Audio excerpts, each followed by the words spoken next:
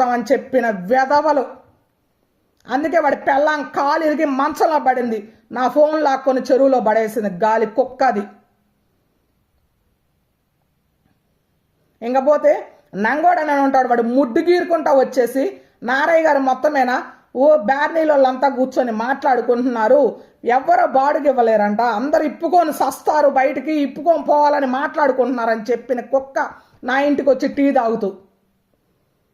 ఇవన్నీ కూడా నా భూమిలో నుంచి ఇప్పుకొని పోవాలని 2021లో మా ఇంటికి వచ్చేసి చెప్పి 2023లో బ్యార్నీలు పడిపోతే దౌర్జన్యంగా అక్రమంగా రీకన్స్ట్రక్షన్ చేసి వాటి చోట్లో పోయి కట్టుకోమంటే కట్టుకోకుండా మా మీద దాడి చేసి మా భూమిలోకి అక్రమంగా ప్రవేశిస్తున్న గాలి వెధవలు, రాజకీయ నాయకుల్ని పోలీసుల్ని చూసుకొని చెలరేగిపోతున్న క్రిమినల్స్ వీళ్ళంతా.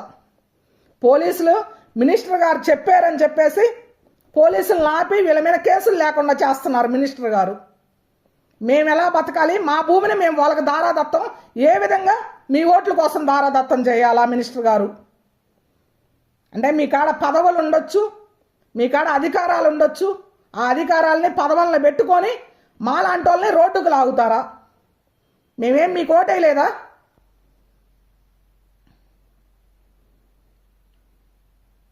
ఇవాళ మా పిల్లల భవిష్యత్తుని నాశనం చేయాలనుకుని నా పిల్లలకు నోటీసులు పంపించారు ఈ చిల్లర వెధవలంతా.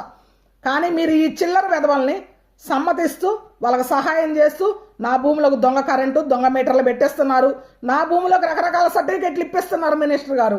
ఇది ఎంతవరకు కరెక్టు? అంటే మీరు ఓటు కోసం ఏమైనా చేస్తారా? ఓటు కోసం నా భూమిని తాకట్టు పెడతారా?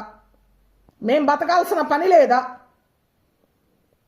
మీ కాడ పదవులు ఉంటే ఇలాంటి వాటికేనా మీరు చేసేది? మరి ప్రతి డిపార్ట్మెంట్ మీ పేరు ఎందుకు చెప్తుంది? ఇది ఎంతవరకు కరెక్టు? పోలీసులు దొంగ అగ్రిమెంట్ల మీద కంప్లైంట్ తీసుకోవాలా పనిలేదా? తీసుకోవట్లేదంటే మీ ప్రమేయం ఉంది కదా అక్కడ. అంటే ఫోర్జరీ అగ్రిమెంట్స్ని మీరు ఎంకరేజ్ చేస్తున్నారు కదా అక్కడ. కాస్తనన్నా సమాజానికి మేలు చేయకపోయినా పర్లేదు, కానీ కుటుంబాలని రోడ్డుకు లాగే పనులు మాత్రం చేయమాకండి దయచేసి మినిస్టర్ గారు. నేను చెప్తున్నాను, నేను ఒక ఆడది ఒక బాధతోటి చెప్తుంది, కానీ ఇది మీకు మంచిది కాదు, మీ గవర్నమెంట్కి మంచిది కాదు.